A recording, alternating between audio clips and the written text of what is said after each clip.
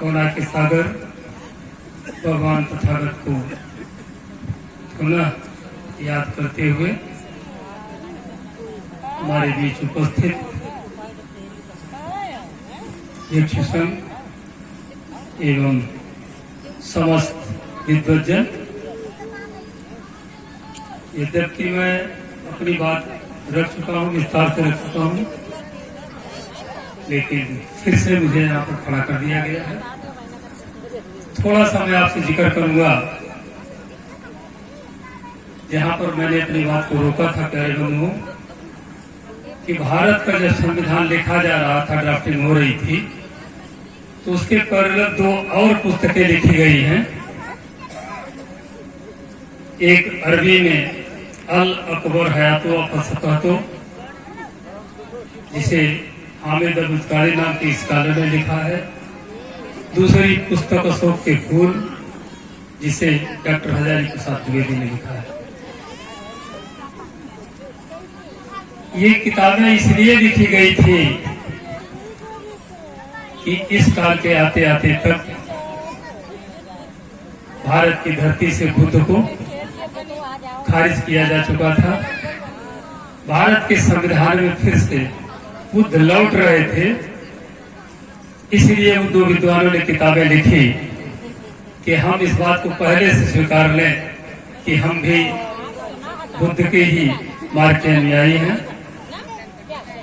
तो आप समझ सकते हो भारत का संविधान, भारत के संविधान के एक एक अनुच्छेद में बुद्ध और बाकायदा संविधान के अनुच्छेद 13 में लिख दिया गया है कि जिस से संविधान लागू हो जाएगा उस तिथि से संविधान से असंगत जो भी परंपराएं हैं, जो नियम है, जो व्यवस्थाएं हैं, या बाद में जो व्यवस्थाएं बनाई जाएगी, अगर वो संविधान की भावना से असंगत होती है तो वो शून्य हो जाएंगे, अपने आप शून्य हो जाएंगे, उनका कोई मतलब नहीं होगा। भले कानून आप बना दीजिए, लेकिन अगर वह कानून संविधान से असंगत है तो वह कानून निरस्त हो जाएगा। तो आज मैं जो कहने आया हूं, जहां पर मैंने विराम दिया था कि उज्जैनी में बुद्ध को महाकाल कहा गया था, क्योंकि बुद्ध ने वहां पर काल का महत्व बताया था, समय का महत्व बताया था। उसको संविधान में कहा ले जाया गया है। आप देखिए कि एक बात कही जाती है कि विलंबित न्याय भी अन्याय होता है, विलंबित न्याय भी अन्याय होता है, यानी justice delayed is justice denied. अगर न्याय को विलंबित किया जाता है, देर से दिया जाता है, तो वह भी अन्याय है। ये बुद्ध के उसी कंसेप्ट से आया था कि नहीं, न्याय को विलंबित मत करो, देर में मत ले जाओ। तो आज आप क्या देख रहे हैं? 40 साल तक मुकदमा चल रहा है, 45 साल तक मुकदमा चल रहा है नहीं? तो अगर 40 साल के बाद आप न्याय दे भी रहे हो तो अभी अन्याय है। इसलिए भारत का संविधान कह रहा है कि उसको समय से न्याय दीजिए, विलंबित न करिए। और इसके लिए बड़ी भारी बात थी प्यारे बंधुओं। सभी जानते हैं हमारे बीच में उत्तर प्रदेश के शिक्षा विभाग के डायरेक्टर मौजूद हैं, जो बाद में लोक सेवा आयोग के मेंबर भी रहे हैं। अब कितने इन्होंने डिप्टी कलेक्टर बनाए होंगे, कितने डिप्टी एसपी बनाए होंगे। लोग डिप्टी कलेक्टर बनने को तरसते हैं, अमृत प्रकाश साहब ने तमाम डिप्टी कलेक्टर बनाए हैं। वो जो कह रहे थे बड़ी महत्वपूर्ण चीजें थी, आपने सुना होगा। मैं जो कह रहा हूं थोड़ा सा उससे कम होगा, लेकिन समझने की जरूरत है कि आप समझिए कि जो भारत का संविधान कह रहा है हम उस पर चलें। वहीं पर 2 अनुच्छेद और हैं। अभी जहां पर बताया प्रेमचंद जी ने कि अनुच्छेद 12 से 35 तक, उसी में अनुच्छेद 17 और 18 भी हैं। संविधान का अनुच्छेद 18 कह रहा है कि शैक्षिक और सैन्य टाइटल्स को छोड़ करके, यानी जो आप बीए, एमए, एलएलबी कर रहे हो, बीटेक कर रहे हो, एमटेक कर रहे हो, इनको छोड़ दीजिए। और मिलिट्री की जो आप कैप्टन, जो सूबेदार, मेजर, जो कुछ भी कहते हो, उनको छोड़ दीजिए। तो भारतीय बाकी सारी टाइटल्स को संविधान ने असंवैधानिक घोषित कर दिया, अवैध घोषित कर दिया। कहने का मतलब जो भी टाइटल हम लिए चल रहे हैं वो सारी की सारी अवैध हैं।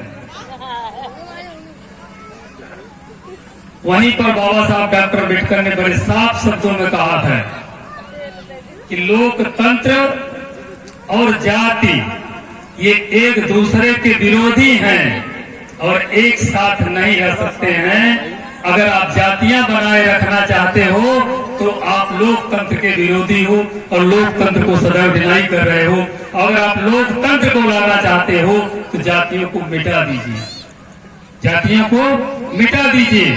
अगर हमने जातियों को मिटा दिया होता तो आज तक जितने जाति सूचक शब्द हम आगे पीछे लटकाए हुए चल रहे हैं, ये सब खत्म होते जाते और संविधान का अनुच्छेद 18 लागू हो गया। कितने लोग हैं जो संविधान के अनुच्छेद 18 को लागू करना चाहते हैं? अभी नहीं लागू है।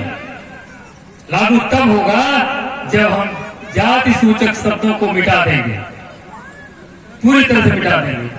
समझने की बात है कि डॉक्टर अम्बेडकर दुनिया के सबसे बड़े अर्थशास्त्री थे अपने कालखंड के, उस कालखंड के सबसे बड़े अर्थशास्त्री थे। और उनकी एक किताब पर दुनिया के अर्थशास्त्र के 2 बड़े कानून बने हैं, उसी किताब पर बने हैं। पहला कानून था गोल्ड स्टैंडर्ड। क्या था? Gold standard. दुनिया भर के जो है जितनी भी करेंसीज हैं उनको गोल्ड से रिलेट कर दिया था।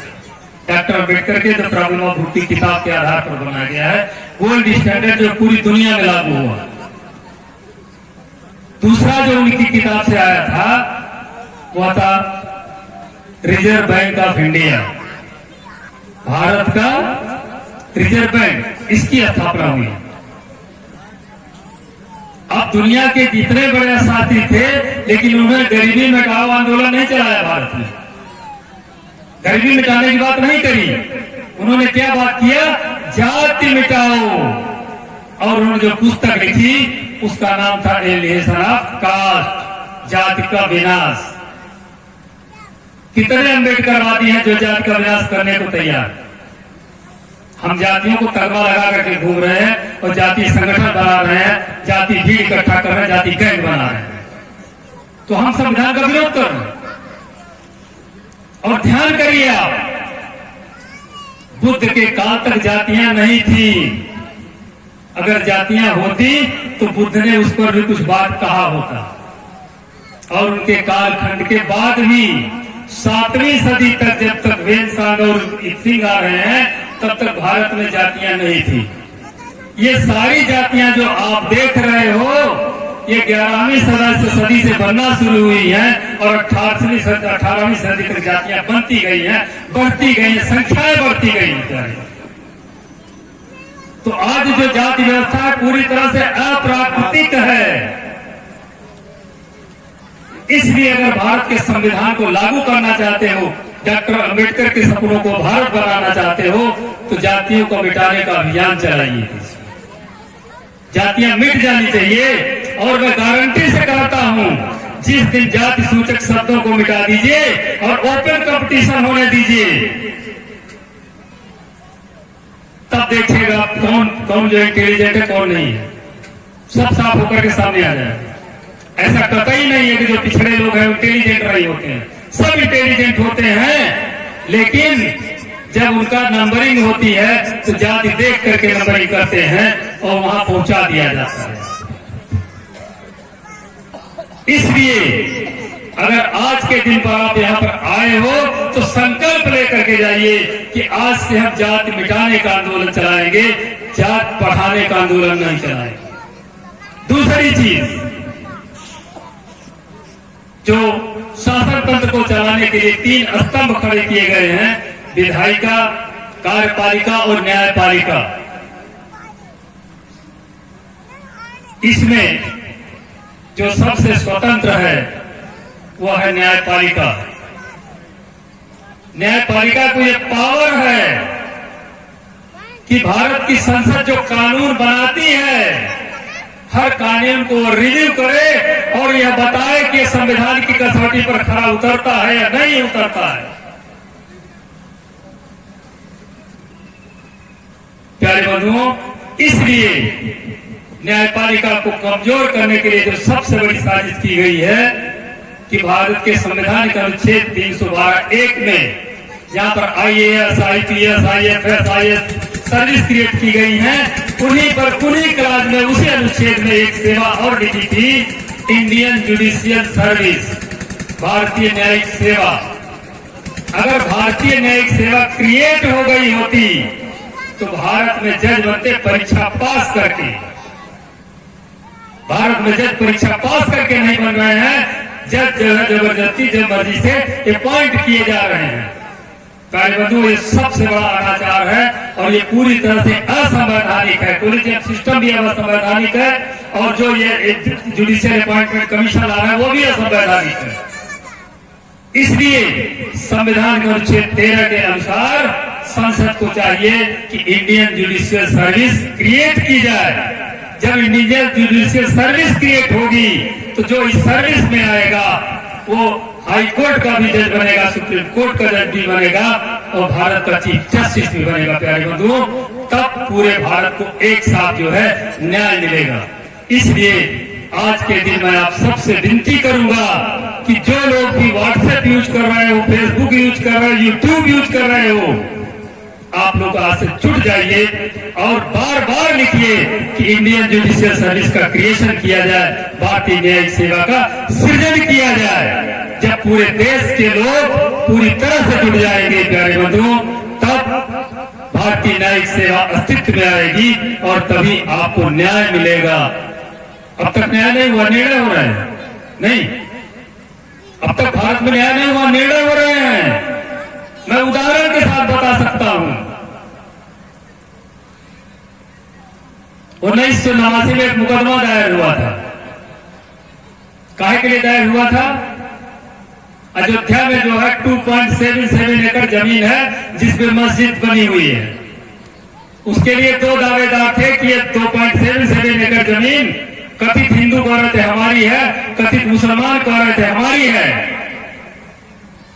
तो मुकदमा तो चल रहा है 2.77 एकड़ के लिए, ये टाइटल का केस था। लेकिन जब फैसला हो रहा है, ये आप जान लीजिए कि दोनों पक्ष सही कभी नहीं हो सकते हैं। दोनों पक्ष सही कभी नहीं हो सकते हैं। कम से कम एक पक्ष जरूर गलत होगा या तो दोनों पक्ष गलत होंगे। प्यारे बंधुओं, भारत में सुप्रीम कोर्ट ने जो निर्णय दिया है, दोनं पक्षों को सही साबित कर दिया और एक को 70 एकड़ दे दिया, दूसरे को 5 एकड़ दे दिया।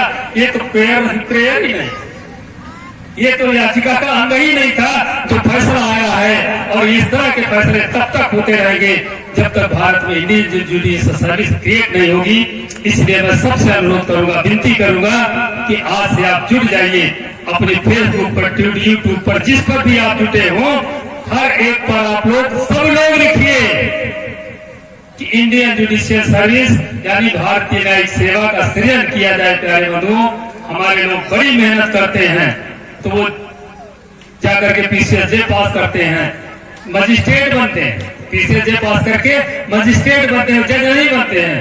जज बनने के लिए बाया मीडिया निकाल दिया गया है, हायर जुडिशियल सर्विस। माननीय अमित प्रकाश साहब बैठे हैं, मैं बधाई देता हूं यहाँ के लोगों की वजह से इनके बेटी और दामाद दोनों SJS हो गए।